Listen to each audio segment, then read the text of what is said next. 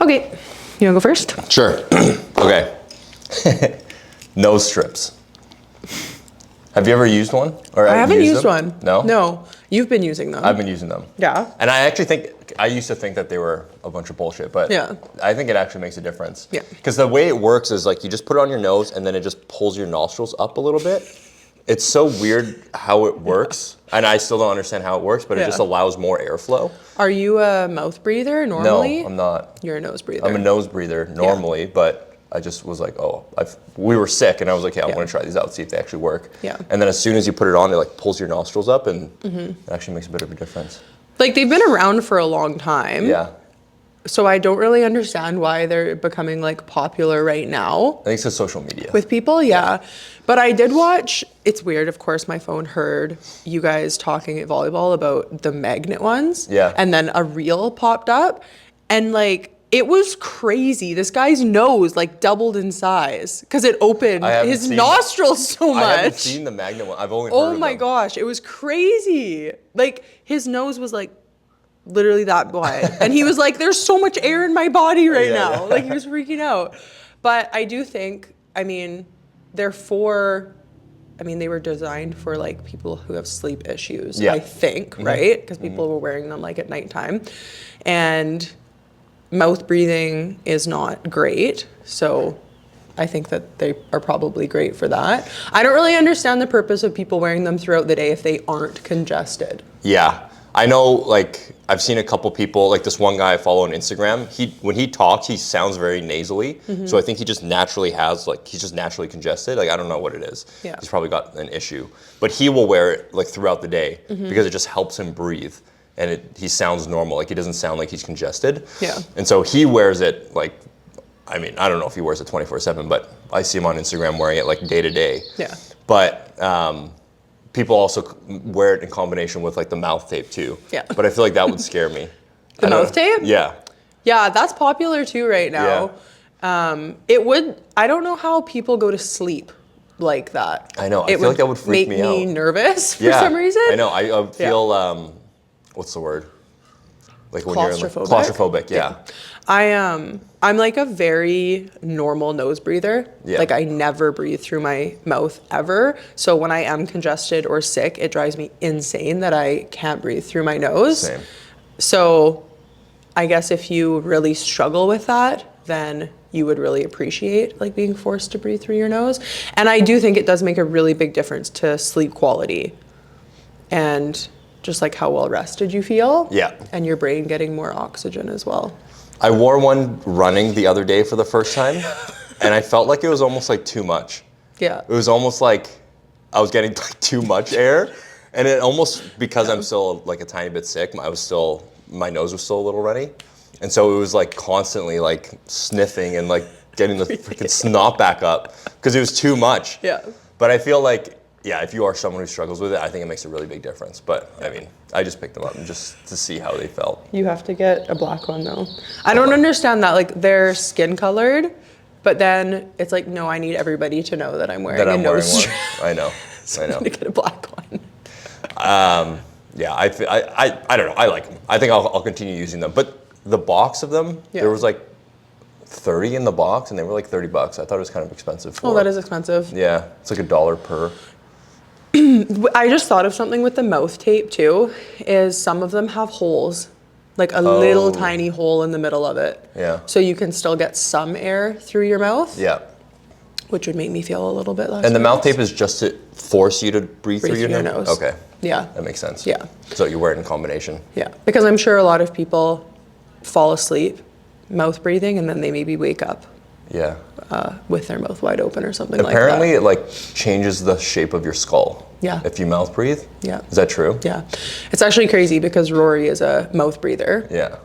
And it's super annoying, and I'm trying really hard to like get her into an ENT, like an ear, nose, and throat doctor to see if her like tonsils or adenoids are enlarged or if she has like a deviated septum or something, because she's always been a mouth breather. Mm-hmm. But when I took her to the dentist, he said that like her jaw is a little bit misaligned, and it could be either from the mouth breathing or the misalignment in her jaw is causing the mouth breathing. Interesting. But like they are related. Yeah, but they are related. And then it changes the structure of like your jaw and your face. It's actually insane. Yeah. It's nuts. That is and wild. then I have just been like researching it a little bit more, and a lot of people show symptoms or like behavior that's like similar to ADD or ADHD. If they mouth breathe? If they mouth breathe. So they'll get misdiagnosed. Like they don't actually have ADD or ADHD. They are mouth breathers. They just mouth breathe. Yeah. It's nuts. That's crazy. I'm like, maybe that's why she's not listening to me. Maybe that's why she's the way she is, mouth breathing? Yeah. Yeah, fair. Yeah, it's crazy. Okay. So I know that you follow and watch a lot of like Nick Bear's content. Yeah. And he made a good video about this the other day, but what are some of your thoughts on hybrid training to change body composition? Or if somebody has aesthetic goals and some of their favorite fitness influencers or people that they follow in the fitness space, if these people hybrid train, and so this individual is like, oh, if I hybrid train, I will look like this person too. Right. I was actually going to ask you that too. I wrote that down. Nice. Aesthetics versus like performance. Can you have both? Yeah. You can have both, but it's almost unlikely. Like the way that I look at it is because Nick Bear started out as like a big, heavy guy. Like he was a heavier dude and he had a lot of weight on him. He had a lot of muscle. And then he became a runner, and then he became like this high rocks hybrid guy. So because he built so much muscle previously and lifted so much beforehand and lifted really heavy, that like created a foundation for him so that when he did go into hybrid training, he already had the physique, he already had the aesthetics. And then going through performance training and running more, you're burning more calories, so you end up becoming leaner. And that just unveils his foundation that he built long before becoming a runner. I think it's possible, but I don't know if it's necessarily achievable simultaneously. I mean, if you took like a clean slate, like someone who had never done anything, then you can probably see a good combination of both progressing.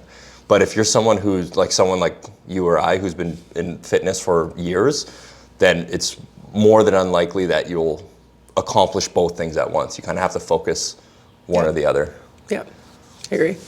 I always say this to my clients because a lot of people, they got caught up in comparison in their health and fitness journey and comparing other people's progress or people that they follow or look up to.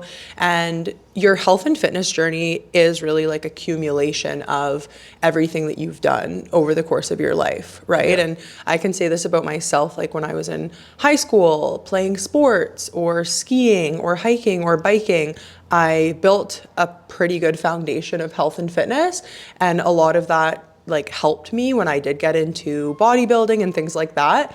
But you can never look at someone's current health and fitness routine and copy that thinking that you're going to look like them, because it's true, right? If somebody has maybe they spent 10 years bodybuilding competitively and they built a really solid foundation of muscle and strength, and then maybe they decide to put that on the back burner and try running or try Pilates or try doing group fitness classes or something like that, they still are going to have that foundation of muscle. And so that is when people get a little bit caught up in, oh, I'm going to do this movement so that I can look defined and toned and things like that. Whereas at the end of the day, like, you're not going to build a solid foundation of muscle doing Pilates. And when somebody does have a athletic, strong, muscular looking physique or whatever, they're also able to maintain that muscle fairly easily. Easy, yeah. Right? I think, do you think it's easy? I know what I think. Do you think it'd be easier for someone to start with lifting heavy and like just being a lifter and then transitioning to running, or vice versa? Beginning as a runner, beginning as a cardio athlete, and then getting into weightlifting. What do you think is better, if there is a better route? That's tough. I feel like, I don't know. How would you answer it? This is the way I see it, because I think the way we've done it is like we started lifting We started lifting. We lifted for years, and that was like the main form of fitness forever. And now we're kind of transitioning to more like athletic and cardio-based like activity. And I think that's better because if you start out with lifting, then you have that foundation. You've built that strong foundation. And I know this is speaking specifically for us, but when you start lifting younger, I find it to be way easier to be able to build that muscle when you have youth on your side versus trying to build it later on in life, which I'm not saying you can't do it. I'm just saying it's far easier when you're younger, when you're, teens and 20s and 30s versus trying to start building muscle in your 40s, 50s, and 60s. Again, it's possible, but it's far easier when you're younger. So I think we kind of have a bit more of the advantage going from a lifter to cardio versus with cardio, it's like if you started as a cardio athlete younger, then you transition into trying to build more muscle. It's a little bit harder later on in life. That's the way I see it. Yeah, I do agree. I think that when you're in your 20s, that is like the prime time to build muscle. 20s and even your 30s. And it's not impossible to build muscle in your 40s, 50s, 60s, 70s, but after the age of 30, your muscle mass does decline a certain percentage every year. I think it's 3 to 8% a decade. Oh, really? Wow. If you don't maintain like strength training and eating enough protein and overall calories and stuff. So it does just become a little bit more challenging. Whereas, when you're in your 20s, first of all, you're able to build muscle and strength a lot easier, but also I think your body recovers a lot better too. And that's one thing that I was going to say was if you have somebody who is running, for example, and they also want to incorporate strength training and they, want to be hybrid training, it's also really important that you take into consideration like recovery, making sure that they're eating enough calories and things like that. Whereas if you're just strictly strength training, it's almost a bit easier to manipulate your calories because you're not worrying about the energy expenditure that you're going to have through running or, the amount of calories your body needs to recover from that, like higher impact activity per se. I guess. And so that's sometimes what people struggle with is they'll try to just do everything. They'll try to be running, strength training, maybe even like losing body fat or something, and they end up not doing anything great. Because it is a lot better to, at least at one point in your life, focus on one area, I think. Yeah, for sure. If a client were to come to you and say, hey, I've seen the way you're training now, I want to start doing this, like how can I transition to what you're doing? What would your advice be to them? Like how would you get them started? Like what would be step one for them to be like, okay, if you want to start doing what I'm doing, then here are the things we need to look at. Like I think anybody can, right? You can do all kinds of movement is good. I don't ever say to a client like you can't do this movement or you can't do that. But I think it's important to have realistic expectations about what the outcome is. Like, okay, are we going to switch your training to be more performance based, to improve your speed and your agility and, work on your vertical or something like that versus maybe putting, the goal of fat loss or adding definition or shape almost on the back burner a little bit. Because I do think that when you are chasing like a more performance-based goal, for example, like if people are doing like CrossFit, for example, or like high rocks training, or running, you almost have to put aesthetics to the side. And if those aesthetic changes do happen, it's kind of just a byproduct, but that's not necessarily what you're chasing. And then I just think that one of the biggest thing is like managing your caloric intake as well, because the last thing that you want to do is to be incorporating a more hybrid style of training and not adequately fueling your body with enough calories. And then I would also say just making sure that that person is like physically fit enough to do so. And I'm not going to say to someone, you're not fit enough to do this, but you do have to be gradual with it, right? Like for example, expecting somebody to do a box jumps. Like they might not be able to do a box jump like with height up to their knee or something to begin with. They have to start with like a bumper plate and work their way up. So I just think just having realistic expectations, but that's kind of the same as strength training, right? It's just in a different vein. I always just think about like the fitness triangle where you have like the 3 points in the triangle and then in the one corner you have aesthetics, the other corner you have performance, and the other corner you have longevity. The more you shift into one corner, the further away you get from the others. So if you're moving closer and closer into performance and athletics, then you move further away from longevity and aesthetics. The further you move into longevity, or the closer you move into longevity, the further you move away from aesthetics and performance. So you just have to, like you said, be realistic and understand, like, you can be in the middle, but you're not going to get the best results out of all three. You'll probably get mediocre, okay results from all three.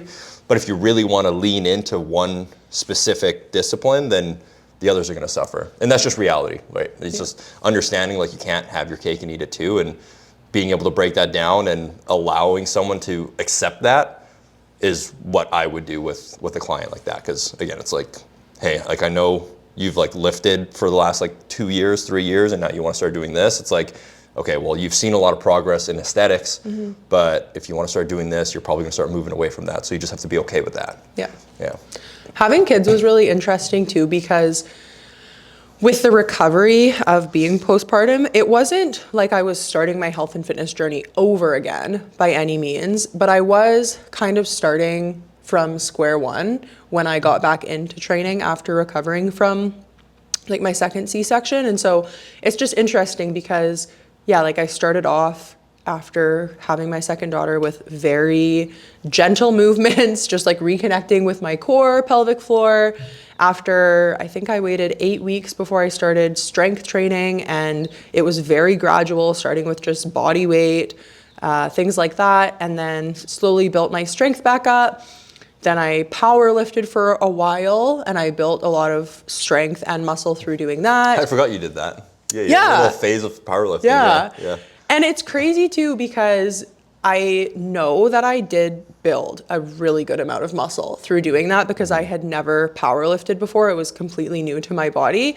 And I also was eating in a caloric surplus when I was doing it. And so just from doing that and then continuing with hypertrophy style training, now where I'm at with hybrid training a little bit more is I just feel so much more able-bodied. Like, I could not imagine trying to do the kind of training that I'm doing now, which like isn't anything crazy, but it's just different, when I was like in those early stages of postpartum, because I hadn't built my muscle back, and I hadn't built a lot of strength back. And so I just feel like the progressive way that things went like worked in my favor a lot, I would say. Even like body composition wise or aesthetic wise, right?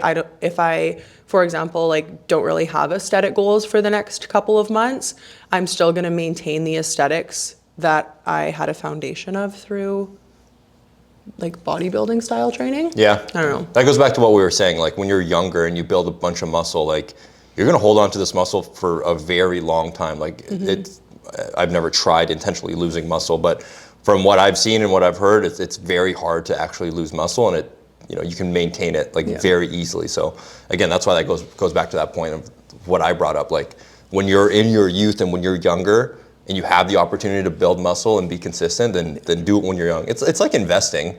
Like, you put in the work when you're young, and then it pays off in dividends later on in life, because you've just put in the work when you're younger.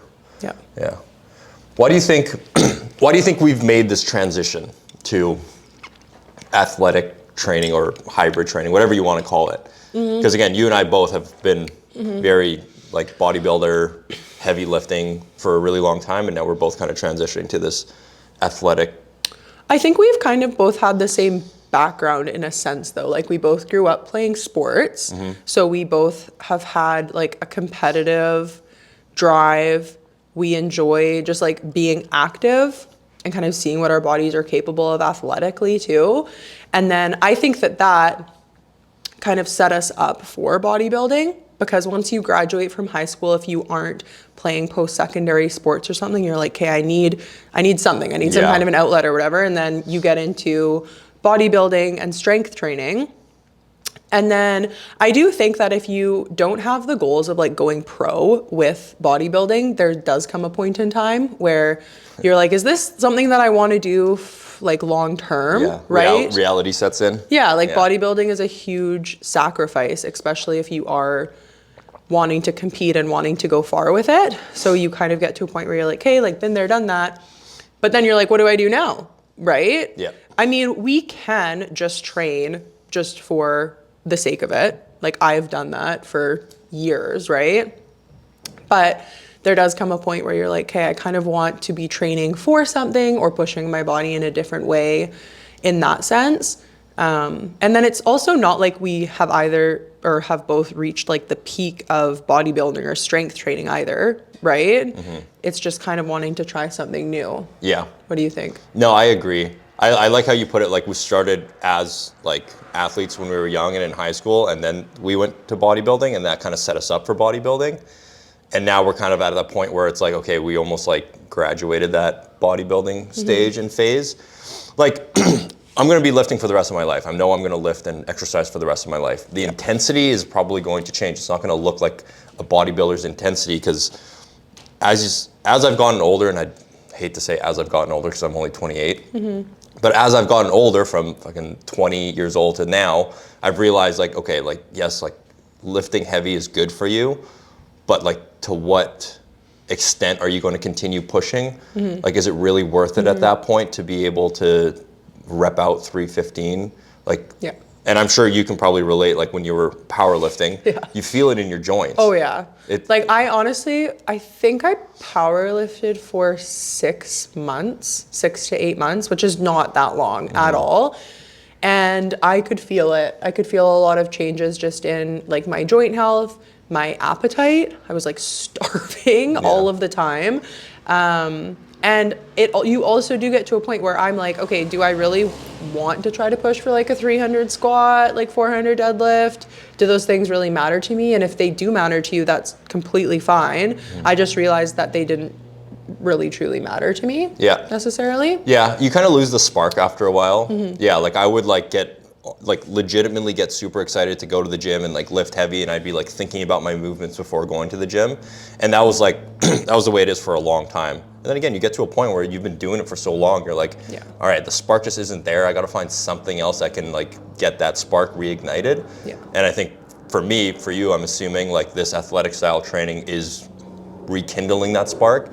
So I think it's important to try different things. And I think at the end of the day, everybody should be lifting weights. Everybody should be doing cardio. Everybody should be doing some sort of jumping or rotation or lateral movement, because you want to be like a full, complete human and strong in all of these aspects. Obviously, if you're going again deeper into one of those corners of the fitness triangle, then you're going to be moving away from the others. And so it's just a matter of deciding what you want and choosing, okay, I'm going to go hard into this. And not to say, like we just said, powerlifting is really hard on your joints, blah, blah, blah. Like athletic training isn't super easy on your body either. Like my knees have been kind of have been sore. Barking at you. Yeah, they've been barking because of the jumping and like the impact on your knees from running, from sprinting. Like not to say that this is like the best way to do it either. Like there's still some drawbacks to it.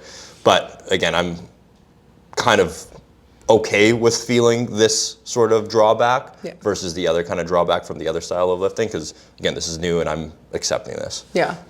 I think the other thing too is you don't always have to put yourself in one box, because that's not really going to benefit you either. For example, marathon runners or just runners in general, like they should still be doing some strength training if they want to be a better athlete and perform better, right? Because a lot of the work that you do with strength training and building up certain muscle, it's going to translate to your running performance improving. Same thing with a more like hybrid style training. For example, us training for high rocks, we still need leg strength, right? It's not like we're just going to stop squatting or deadlifting or lunging or anything like that, right? So the two disciplines, like they help each other out. They go hand in hand with each other. So agreed.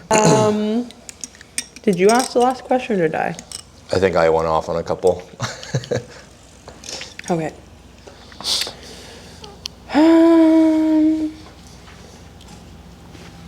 that my mom? No. Okay. So I have been kind of doing a little bit of research on like fiber, because I always stress the importance of my clients eating enough fiber per day, and I think it's really important. But did you know that colon cancer is the leading cancer in people under the age of 50? And it's actually on the rise of people getting colon cancer. And it's one of the reasons why is because we don't eat enough fiber. And it's really easy in today's world to not eat enough fiber because a lot of processed foods, they don't have fiber in them, right? Right. So what are some tips that you have for people who are struggling to hit a daily fiber goal, and what would you consider to be a daily fiber goal? Daily fiber goal, I feel like I've seen things all over the place. I've seen as little as 18 grams of fiber to 50. I've seen it all over the place. So I always try to like land in that like 20 to 30 grams range. That's what I always recommend. But if clients are experiencing like digestive issues and like they need more fiber, I always point to berries.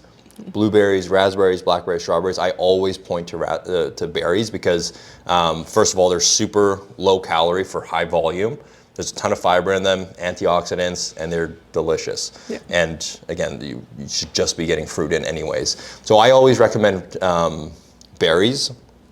Some clients prefer like to just drink like a Metamucil drink or something like that, which is totally fine too. Like if that's the way you want to get it in, then so be it. But I always go berries. Yeah. I think that there's a threshold, like every individual has a threshold for fiber, because I don't know if you've experienced this, but for me, if I don't eat enough fiber, I notice, but if I eat too much fiber, I also notice it too, right? If I push like over 40 grams of fiber, I notice digestive issues that are similar to under eating fiber. And so I think you do kind of have to play around with it and find your sweet spot. But at the end of the day, you should really be trying to aim for 5 to 10 grams of fiber per meal. And a lot of times people, when they're tracking macros, they're focused on hitting protein, carbs, and fats, right? Which are important, but that's really where fiber can get neglected, along with other micronutrients and like vitamins and minerals. But when it comes to fiber, I do think it's really important that you pay attention to it. And I used to say it's for you to feel satiated. It's for you to continue to have good digestion. But now I'm like, it's because there are so many cases of like rising colon cancer. And at the end of the day, you need to have a healthy digestive tract, and eating enough fiber, drinking enough water is going to help with that. So yeah, berries is a huge one, whole grains. Sometimes I'll say look for certain breads, wraps, pastas, because a lot of companies are actually adding fiber into those as well. Or you could do like a cereal, like all brand. All brands. There is some like less old person cereal that has higher fiber. Fibrous vegetables is another really good one. And I'm trying to think of what the name of it is, but there is this, I think it's called Nutra Cleanse. I don't love that name particularly. Because of cleanse. But it does have, it's basically like a fiber powder that isn't like Metamucil, right? I was gonna say, on the topic of fiber, I feel like if you are eating a whole food diet, you should naturally just come across fiber through veggies, through fruits, through like some breads. Obviously, bread isn't like a whole food, but if you're eating a good amount of vegetables, you're eating a good amount of fruit. Oats is another really good one. You should come across a decent amount of fiber, but again, like if you have a whole food diet, you completely eat whole foods, and you're still falling short, there's ways to supplement it for sure. Have you ever had those Fiber One bars? Yeah. They're really good. I used to have those in high school all the I used time. to have them as like in my lunch. Same. And you didn't think twice about it. You're just like, oh, it's like a bar, like whatever. Those have a ton of fiber in them. Yeah. There are definitely certain things you can buy that are kind of like fiber hacks. I know there are these wraps at Costco. One of my clients was hitting like 60 grams of fiber a day. Oh, wow. And she was having digestive issues. And I was like, hey, you're having digestive issues because you're eating over 60 grams of fiber a day. And then I'm like, how is this possible? Like it's hard for me to eat 60 grams of fiber a day. You feel so full too. Yes. And it was these freaking tortillas. They're like this big. And 2 of them has like 40 grams of fiber or something. Wow. It was crazy. Are they fiber wraps? Are they promoted as that? No, they're keto tortillas. Oh, wow. Keto wraps. Yeah. Oh. That's like those Smart Sweets though, right? Yeah, they have fiber in them. Yeah. Yeah. A lot of fiber. Really? Yes. I think that they have like 30 grams of fiber in them. But they don't market themselves as like a fiber snack. No, but they market themselves as like 0 sugar. And so I'm not sure what they're putting in, but it is like high fiber because, I mean, we could get into the whole like deducting calories. Right? Yeah. Because then they're like, they're low carb. Fair. But they're not actually. Yeah, there's a ton of fiber in them. Yeah. That's fair. Okay, I have another one. Okay. And then you go next. So, what are your thoughts on your top 3 exercises for building legs? Building legs. Yes. Okay. Top 3 leg exercises. Top 3 leg exercises. Okay. First one, Bulgarian split squats. I say Bulgarian split squats. I would say, I want to say hip thrust, a variation of hip thrust, and then a squat, some sort of squat. Okay, Bulgarian split squats, no. Okay, I'm gonna say Bulgarian split squats fall under the category of squats. Okay. Even though people say they're kind of like a lunge. Bulgarian split squats, hip thrusts, and then walking lunges. Wow. The reason why I went there, Bulgarian split squats, obviously everyone hates them, but they're so effective and they're so good. And they're a single leg exercise, which a lot of people need to, I think, prioritize. And again, they're super effective at building muscle. Hip thrust, because you can go RDL, but I say hip thrust because you can load it heavier. It's a bit of a pain in the ass to set up, but I think the trade-off of being able to load it heavier and lift heavier is more beneficial, and I think that's more of a pro than the con of it being a pain in the ass to set up. And I think RDLs, people have a harder time understanding that movement pattern, whereas if you go into a hip thrust, it's a little bit more natural to be able to understand that movement pattern. And then I say walking lunges because, again, stability. They're incredible at building muscle. And it's like a moving exercise. You're not necessarily just staying in one place. And so that I think is beneficial for people as well. So I think I kind of encompassed everything, like in terms of like stability, strength, building muscle. So you think you slayed that? I think I fucking slayed that. I think I encompassed everything. I think I nailed that. But if you're purely building muscle, then I would say, like, honestly, like machines, like Smith machine squats. What's that machine that Dawn has in the gym? Pendulum? Pendulum squat is unbelievable for building your quads. I'm trying to think of like a hamstring or glute machine. Yeah, just like a booty builder hip thrust machine. Mm-hmm. But yeah, if we're thinking just building muscle. Okay. I feel like I went off a tangent there. I went off there. Mine is kind of like old school. Okay. Like I would be like squat, hinge, lunge. No, that's Those fair. would be mine 3, which is kind of similar to what you said. I feel like I change my mind all the time. I feel like I'm all over the place. I'll ask you again. Like 3 months ago, I would have said barbell squats. Yeah. Which I do think it's a good exercise. But now I'm thinking a little bit more like, quote unquote, functional. Mm-hmm. Then that's why I kind of said those exercises. Yep. So you said what, squat, thrust, and... Yeah, but it's kind of hard because like when I say squat, it's kind of an umbrella term. Yeah. Because I don't think that some people should just barbell squat, right? And so you could do a barbell box squat, you could do a goblet squat, you could do a hack squat, you could do a leg press, but like just some kind of like squatting motion. And then for a hinge, that would be like a conventional deadlift, a sumo deadlift, a Romanian deadlift, a stiff-legged deadlift, single-legged deadlift, right? Which it is a hard movement to learn, but I think it's an important one to learn. Yeah, because for sure. I think that when you learn that movement, it translates to everyday life and to like your other styles of training too, or other movements. And then with lunge, again, it's just a single-legged. Yeah. And then, there are lots of different variations of it that you could do too. But I do think one of the mistakes that people make with their training is they don't focus on large compound lifts. They train accessory a lot because they want to spot reduce or spot build. Leg extensions. Yes. Yeah. Like if someone is new to training, which first of all, if you're new to strength training and you've never strength trained before, you are in a prime optimal position to build muscle. Yeah. Like that is when it is going to be the easiest for you to build muscle. You can look at weights and probably build muscle. Yes.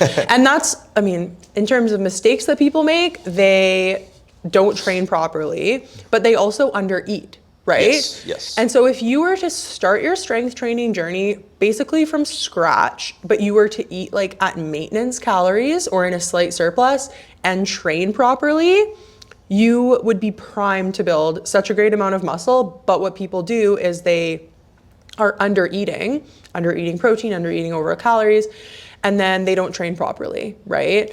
And people are like, oh, I want to build my quads, so I'll do leg extensions.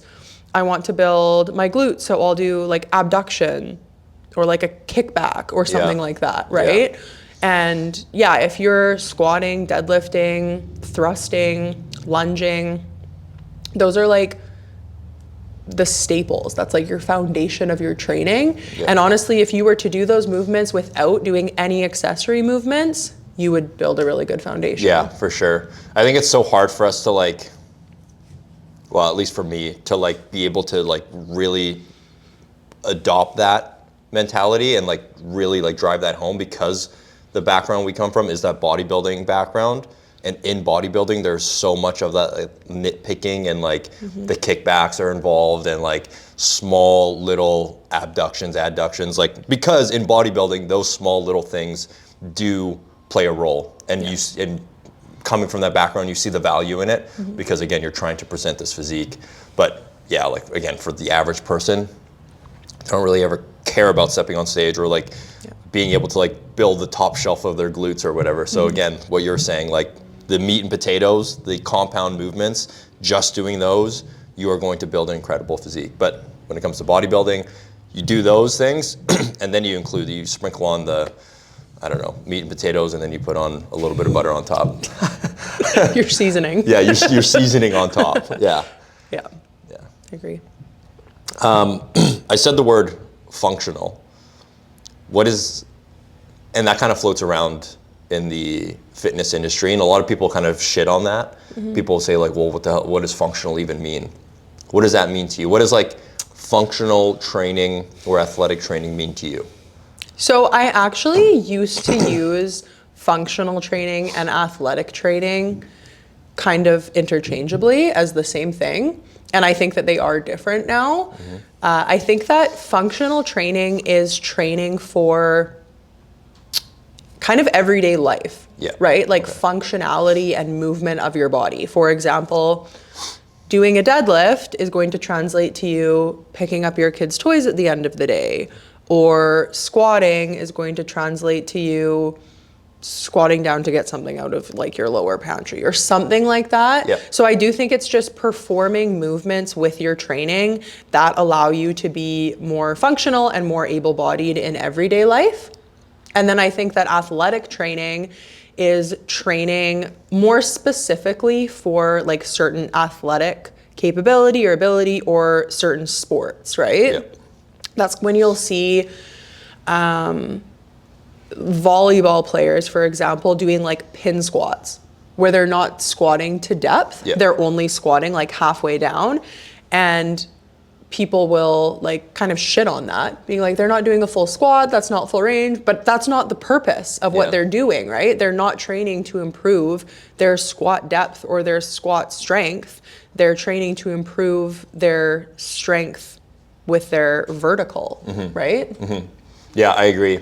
That podcast that Ben Bruno did with Mind Pump, I think is a really good podcast because he kind of talks about that, where do you know who Mike Israetel is on Instagram? So Ben Bruno was talking about a few years back, Mike Israetel kind of shit on one of Ben Bruno's clients, his style of training, because he was saying it wasn't optimal for hypertrophy. And Ben was like, I'm not training these clients to try to optimize hypertrophy. Like the training that we're doing is not with the intention to build as much muscle as possible. It's with the intention to be functional and to move comfortably and to be strong in everyday life. And he was like, kind of like, he made the analogy and he was like, you know, it's kind of like going to a Mexican restaurant looking for pasta.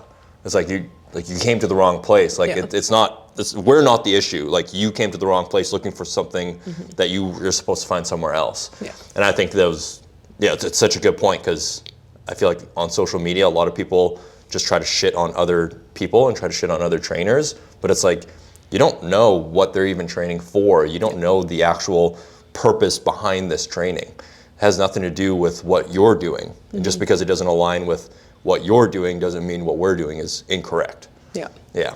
I thought it was a good perspective and a good take, because that's how social media is. Yeah. And I think it's also important that you kind of gradually, I mean, I've talked about this a little bit before, but like if you're, again, just starting out strength training, you're probably going to be better off just focusing on hypertrophy style training, at least for a period of time, depending on your goals, before you get into working on your vertical or working on your agility or speed or something like that. Because the muscle that you build is going to help you through that too. Yeah, definitely. I just didn't really say anything.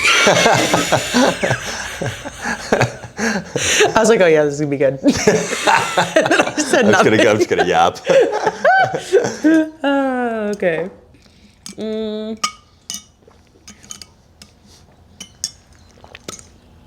I don't know.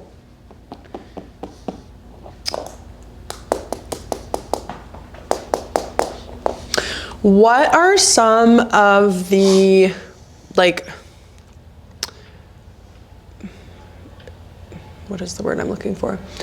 Or I guess, have you fallen victim to any like weird diet trends or diet fads or things that you've done over the years that you look back on and just cringe now, knowing that like you didn't have to do that or it was really weird? Yeah, my first prep, I did a lot of shit where I was like, I did not need to do that. Yeah, like the shredded cauliflower rice. Like that was popular for like maybe like a couple years, and now I haven't heard of it since. Did you get the worst digestion from that? I don't remember. I did. Probably. I don't remember, but did. Probably. I would eat like a huge bowl of cauliflower. If I did that now, my stomach would be in knots. I literally used to take a cheese grater and just take cauliflower heads and grate it. Funny. And then I found that Costco actually sold cauliflower rice, and then I started buying that.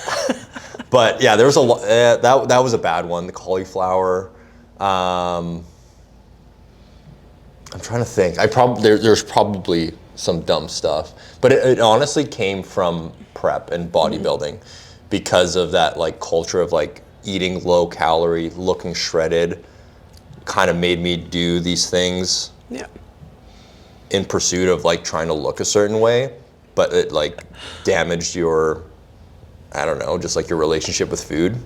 I did so much weird stuff, but it's actually really interesting. I was trying to think of where I first learned about like diet culture, because I have 2 daughters and I always see things on social media about, you know, girls like at the age of 5 is when they start thinking about their body and things like that. It's crazy. And then I was like, where did it first start for me? Because it wasn't 5 for sure. Yeah. And I think that it was when I was in high school and Special K made that like red berry cereal. Yep. But it was like they marketed it super weird. Like it was like skinny cereal. Because I remember buying that cereal with like the little freeze-dried berries and thinking to myself that I was gonna like lose weight eating it. Yeah, my mom bought that. Yeah, or the bars, like the little Special K bars with icing on them. Yeah. What did Special K do to market that? Because I'm pretty sure that everybody knew about it. It wasn't like but it was like the regular old cereal. Yeah. Right? Like nothing was different about it. No. Yeah. If anything, there was probably more sugar in it. Yeah. That was weird. I think from the years of 2016 to 2019, I drank black coffee. 2016 to 2019? Yeah. Because of calories? Yeah, because of cream. Cream? Yeah. Like I strictly drank black coffee, and if I went to Starbucks, I ordered an Americano. And I just thought to myself, like, I would rather do anything than like use the calories from coffee creamer. And I remember Chris was like, you're insane. Yeah. Like he kept drinking coffee creamer. And I told myself that I didn't like it, that I actually preferred black coffee. I was like, no, I prefer black coffee. Yeah. And I didn't at all. Gaslight yourself. I gaslit myself, because then in 2019, I was like, a little bit of coffee creamer. I was like, what the hell? Like, this is so good. Yeah. So yeah, I completely cut out coffee creamer for a while. What else did I do that was weird? I don't think I got introduced to like diet culture until I started that bodybuilding prep, or like started like a bodybuilding journey, really, when I started to take it seriously and really start counting calories and macros. And it didn't start off negatively, like it started off in a good place. But when I started dieting for the competition and going into prep, it was when I started watching YouTube videos of people doing these food challenges. And I mean, you know, social media is, I think the internet is awesome. I personally think there's more benefit than harm in it, but there is a lot of harm in it. And this was one of those things that harmed me, was watching people literally disguise a binge as a challenge. Yeah. And it made it normal, and it normalized, you know, stuffing your face with 10,000 calories. And it was okay because, oh, it's just a challenge. Like, I'm gonna starve myself for a few days and then pig out and like eat all this food and be like, oh, I did it. Like, it was a challenge, blah, blah, blah. Like, it was so much fun. But little did you know at the time, or little did I know at the time, watching these people made me, you know, like sensationalize it, and it made me want to go and binge and like experience the food that these people were eating on video. I was watching them do it, and I'm like, oh, I want to feel that. I want to do what they're doing. And like that was like a deep dark hole of like binge and strict for like 3 months, probably 4 months. Yeah. And you also never know like what those people are going through either, because I remember one of my favorite YouTubers to watch was Stephanie Buttermore. Like I obsessed over her like food challenges, and she had such a huge appetite, and I was always like, how does she eat so much food? And yeah, it was just crazy watching some of her food challenges. And then sure enough, she like comes out that basically she has had an eating disorder and like, you know, body dysmorphia and things like that. And she was like severely restricting her calories all other days. And then obviously that was causing her to have these days where she had an insatiable appetite and could eat like mass amounts of food and things like that. So that kind of made me realize that like, oh, maybe this isn't normal and this isn't good for people. Because she was shredded like all the time. Yeah, I remember that. Do you remember when she like kind of like embraced like eating a shit ton? Yeah, that was interesting. That was an interesting time. What did you think about that? Because I felt like I was very on the fence. Like, for anybody, for the 3 people watching this and listening, what she did was she basically just gave into her hunger, because she went so long with like restricting herself and dieting that she just put it out on the internet like, hey, I'm just going to eat until I'm satisfied. And so she basically showed herself gaining a bunch of weight, eating food to try to like help balance out her hunger, because her hunger was so extreme. She was like, I just need to let my body like restore itself and like eat to pleasure and till satisfaction. And she put on like what, 30 pounds, 40 pounds. Yeah. And she showed all of this on the internet, and some people were saying this is not the way you should be doing it. Like, you're showing that like obesity is okay, or like stuffing your face is okay. And then other people are like, no, like she's like trying to like reset her body, and she's trying to like get herself back to normalcy because she dieted crazy hard for so long. Yeah. So I think that like when you're posting stuff like that on social media and you do have a really big audience, you're opening yourself up to like a ton of feedback, good and bad, from that. And so, I mean, if I were in her position, I probably would have like went dark and done that. Right. But she chose to share it on social media, and who knows why? Who knows if it was, I mean, I like her to like actually help people and show people that like she's a normal human, or it could have also been for views, right? But at the end of the day, I do think it's important to note that she basically went all in, she called it. Right. Just eating whatever she wanted, whenever she wanted. She did that for a period of time. Her weight overshot from like her natural set point weight, so she gained excess body fat. But then what happened is that her appetite regulated, obviously like her hormones regulated. She wasn't continuing to eat that like super high level of calories, and her weight eventually came back down to like her natural set point weight, which is heavier than when she first started and she was underweight and over dieted. But it's not like she just kept eating and kept gaining weight forever, right? And I think that for females, if they are over dieted and their hormones are a little bit off, I actually do think that you do need to gain maybe a little bit of excess body weight just for your body to be able to almost reset, for your hormones to reset, your body to feel more safe again. Also just for like your relationship with food and mindset with food. And again, it doesn't have to be like 40 pounds above your weight or anything like that. But I've experienced this with clients where I will bring them up to, you know, what I would consider maintenance calories, or just if they came to me chronically dieting and maybe they do gain like some excess body fat, but then what happens is it does level out and it actually comes back down naturally without them having to eat in a deficit. Yeah. So yeah, it's interesting. I think she did the right thing. I give people the benefit of the doubt. I don't think she had any like ill intention with it or anything like that. No. I think she did the right thing. It just ended up being so extreme, and like her body like bounced back so far because she did the opposite in an extreme way as well. And so she was just so far extreme on one side, being super shredded all the time, constantly hungry. And then she allowed herself to go to the other extreme where she put on 40 pounds of weight, and, you know, probably got to a point where she wasn't feeling, you know, super healthy. She was kind of probably feeling sluggish, but then eventually, like you said, like you'll eventually balance out and like find that middle point, that comfortable middle point where you feel normal again. And so I honestly think she did the right thing. It's hard putting yourself out there and doing that because, again, you open yourself to criticism and opinions and everything. But I really do think, looking back now at it, like I think she did what she needed to do.